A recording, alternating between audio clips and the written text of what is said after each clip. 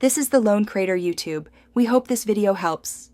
In this video, I will explain how to use Amazon Quicksight.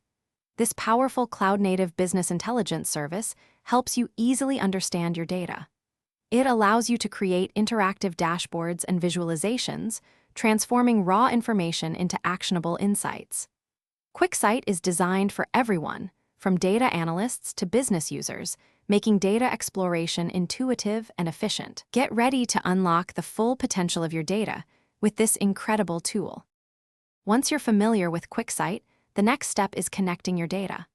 Quicksight supports a wide array of data sources, including databases, spreadsheets, and cloud services. You can easily import your information with just a few clicks. Preparing your data properly ensures accurate and meaningful visualizations. This foundational step is crucial for building reliable reports and gaining valuable insights from your information. Now that your data is connected, it's time to bring it to life. Quicksight offers a user-friendly drag-and-drop interface to create stunning visualizations. Choose from various chart types, like bar graphs or pie charts, to best represent your data. You can then combine these into interactive dashboards, allowing you to explore trends and patterns effortlessly. Customizing your dashboards helps tell a compelling story with your data.